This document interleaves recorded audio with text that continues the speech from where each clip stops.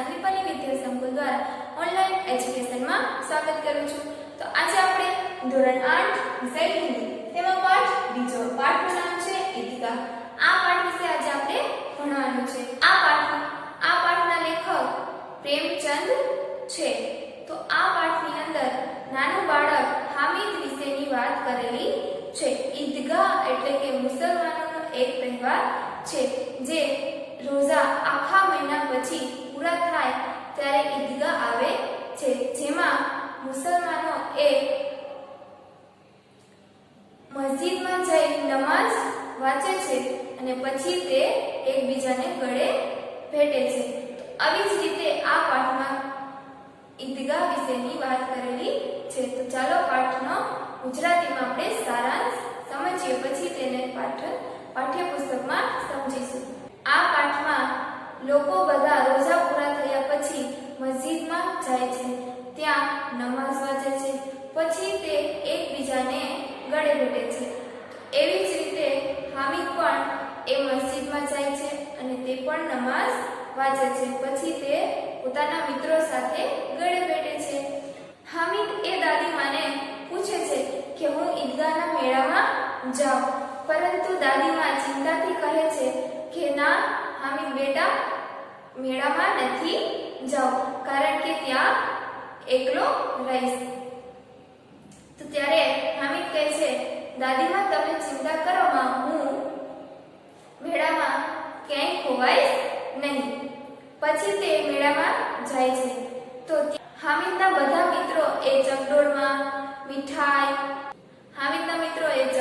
બેસે છે, પછી તેઓ મીઠાઈ ખાય છે અને પછી તેઓ જાત જાતના રમકડા ખરીદે છે।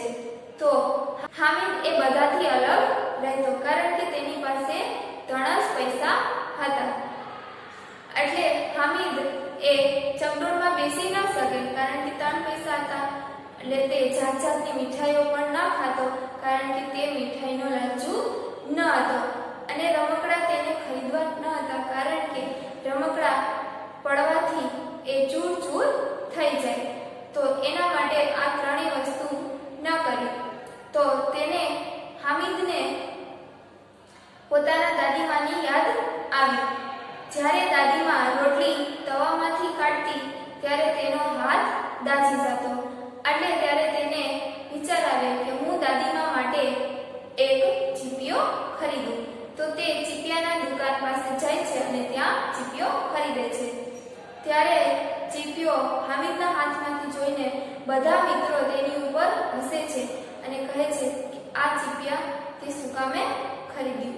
તો ત્યારે હામિદ જવાબ આપે છે કે આ ચીપિયો એ તમારા બધા રમકડા કરતા મારો આ ચીપિયો કામનો છે। ત્યારે તેનો એક મિત્ર કહે છે કે વાહ હામિદ, તે સારું વિચાર્યું। એટલે ત્યારથી તે બંને મિત્ર થઈ જાય છે અને તે હામિદને એક કેળું પણ ખાવા આપે છે। બીજી બાજુ તે દાદીમા પાસે જાય છે ઘરે, અને તે દાદીમાને ચીપિયો આપે છે। ત્યારે દાદીમા વિચારે છે કે હામિદ પાસે તો 3 પૈસા હતા, એટલે તે આખો દિવસ ભૂખ્યો રહ્યો અને એક આ લોઢાનો ચીપિયો ઘરે લઈ આવ્યો। હામિદ એ દાદીમાને કહે છે કે દાદીમા, તમારો હાથ જ્યારે તમે તવામાંથી રોટલી કાઢો છો ત્યારે દાઝી જાય છે, તેના માટે આ ચીપિયો હું લઈ આવ્યો છું। તો દાદીમા ગુસ્સેમાંથી તે પ્રેમનો ભાવ આવે છે અને ત્યારે તે હામિદને ગળે ભેટે છે। તો દાદીમા તેને દુઆ આપે છે અને તે રડવા લાગે છે। ત્યાં આ પાઠ પૂરો થાય છે। તો હવે આપણે પાઠ્યપુસ્તકમાં આ પાઠ વિશે વિસ્તારપૂર્વક સમજીશું। તો ચાલો સમજીએ। તો હવે આપણે પાઠની શરૂઆત કરીએ। ઈદગાહ પાઠનું નામ છે, તો તેની અંદર સૌપ્રથમ લેખક પરિચય સમજીએ। તો આ ઈદગાહ પાઠના લેખક પ્રેમચંદ છે, જેમનો જન્મ 1880માં થયો અને મૃત્યુ 1936માં થયું। તેમનો જન્મ ઉત્તર પ્રદેશ વારાણસી પાસે લમ્હી નામક ગામમાં જન્મ થયો હતો। તેમનો નાનપણનું નામ ધનપતરાય હતું। તે પોતાનું ઉપનામ એ સૌપ્રથમ નવાબરાય તરીકે ઉર્દૂમાં લખતા. પછી તેઓએ હિન્દીમાં પ્રેમચંદ નામ લખવા લાગ્યા. તેઓએ મેટ્રિક ઉત્તીર્ણ કર્યા પછી અધ્યાપક બન્યા અને તેઓ ગાંધીજીના અસહયોગ આંદોલનમાં સક્રિય થયા. તેના માટે તેઓએ સરકારી નોકરી પણ ત્યજી દીધી. તો ગોદાન એ પ્રેમચંદનો સર્વશ્રેષ્ઠ ઉપન્યાસ છે. તેમની વાર્તાઓ એટલે કે કહાની એ માનસરોવર ભાગ 1 થી 8 સંકલિત છે. આ પાઠ ઈદગાહ એ અમર કહાની પ્રેમચંદની છે.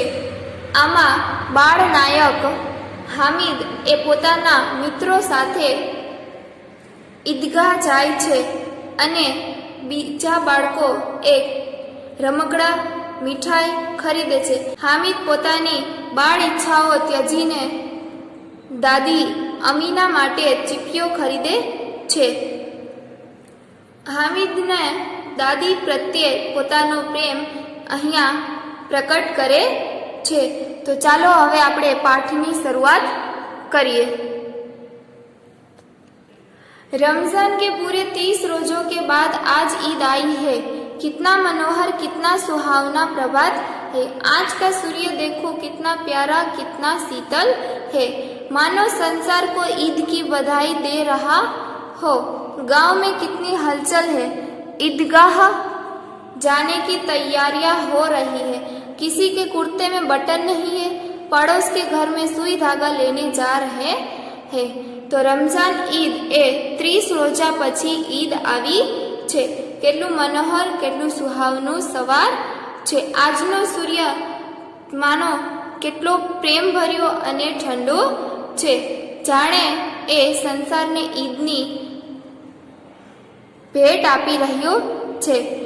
ગામડામાં કેટલી હલચલ દેખાઈ રહી છે. ઈદગાહ જવા માટે તૈયારીઓ થઈ છે. ઈદગાહ એટલે કે મસ્જિદમાં નમાઝ વાંચવાની જવા. ઈદગાહ એટલે કે નમાઝ વાંચવાની જગ્યા. કોકના શર્ટમાં બટન નથી, તે પાડોશ પાસે સોય અને દોરો લેવા દોડે છે. किसी के जूते के कड़े हो गए हैं, उनमें तेल डालने के लिए तेली के पास भाग जाता है. जल्दी जल्दी बैलों को सानी पानी दे दे. ईदगाह से लौटते लौटते दोपहर हो जाएगी. 3 कोस का पैदल रास्ता, फिर सैकड़ों आदमियों से मिलना बैठना. दोपहर के पहले लौटना असंभव है. કોકના બૂટ એ કડક થઈ જાય છે, જેમાં તેલ નાખવા માટે તેઓ તેલી પાસે જાય છે. જલ્દી જલ્દી ઢોર ઢાકરને ખાવા પીવાનું આપી દે છે, કારણ કે ઈદગાહ પાછા ફરતા ફરતા બપોર થઈ જશે. 3 કોસ એટલે કે 9.25 કિલોમીટર ચાલીને જવું અને ત્યાં ઘણા માણસોને મળવું અને ભેટવું. ત્યાંથી પાછા ફરતા ફરતા બપોર થઈ છે. लड़के सबसे ज्यादा प्रसन्न है. किसी ने 1 रोजा रखा है तो वह भी दोपहर तक. किसी ने वह भी नहीं, लेकिन ईदगाह जाने की खुशी उसने हिस्से की चीज है. रोजे बड़े बूढ़ों के लिए होंगे, इनके लिए तो ईद है. रोज ईद का नाम रटते थे, आज वह आ गई है. कोके तो रोजा ए રાખ્યા છે, પરંતુ બપોર સુધી જ. તો કોકે પણ રાખ્યું નથી. ઈદગાહ જવા માટે તેઓની ખુશી હંમેશા રહી છે. રોઝા એ વડીલો માટે છે, આના માટે તો ઈદ છે. રોજ ઈદનું નામ ले छे. આજે ईद આવી છે. अब जल्दी पड़ी है कि लोग ईदगाह क्यों नहीं चलते. उनकी अपनी जेबों में कुबेर का धन भरा हुआ है. बार बार जेब में से अपना खजाना निकालकर गिनते और खुश होकर फिर रख देते. महमूद गिनता है 1, 2, 10, 12 उसके पास पैसे है. હવે તો જલ્દી થઈ છે કે ઈદગાહ કેમ ચાલતા નથી. તેમની પોકેટમાં કુબેરનું ધન એટલે કે ઘણા બધા પૈસા છે, જે વારંવાર પોતાના પોકેટમાંથી કાઢીને એને ગણે છે અને ખુશ થઈને પાછા રાખી દે છે. महमूद गणे छे 1, 2, 10, 12 तो महमूद पासे 12 पैसा छे। मोहसिन के पास 1, 2, 8, 9, 15 पैसे हैं। मोहसिन पासे 1, 2, 8, 9, 15 पैसा छे। इन्हीं अनगिनत पैसों से अनगिनत चीजें लाएंगे, खिलौना, मिठाइयाँ, गेंद और जाने क्या क्या। और सबसे ज्यादा प्रसन्न है हामिद। आना पैसाथी आपणे अनगिनत चीजों लई आवशुं। रमकड़ा, मिठाई, दड़ो, जाने शुं लावशुं। सौथी वधारे प्रसन्न छे हामिद। गरीब सूरत दुबला पतला लड़का जिसका बाप गत वर्ष हैजे की भेंट हो गया, फिर एक दिन माँ भी मर गई। अब हामिद अपनी बूढ़ी दादी अमीना की गोद में है और उतना ही प्रसन्न है। ए गरीब छे अने दुबळो पातळो पण छे, जेमना पिता हेजे थई गया। થોડાક દિવસ પછી માં પણ મૃત્યુ પામે છે। હવે હામિદ એ પોતાની દાદી અમીના પાસે રહે છે અને તે પણ ખુશ છે। हामिद के पाँव में जूते नहीं है, सिर पर एक पुरानी टोपी है जिसका गोटा काला पड़ गया है, फिर भी वह प्रसन्न है। अभागिन अमीना अपनी कटरी में बैठी रो रही है। आज ईद का दिन है और उसके घर में दाना नहीं। इसकी अंधकार और निराशा में वह डूबी जा रही है। किसने बुलाया था इस निगोड़ी ईद को? हामिदना पगमा बूट पण नहीं अने माथा ऊपर जूनी टोपी छे जेना गोटा पण पड़ी गया छे, परंतु हामिद ए खूब ज खुश छे। दादी ए एक जगह बेसीने रोवे छे। आजे ईद छे परंतु तेना घरमां एक पण अन्ननो दाणो नथी अने त्यां अंधकार अने निराशामां दादी डूबी जाय छे।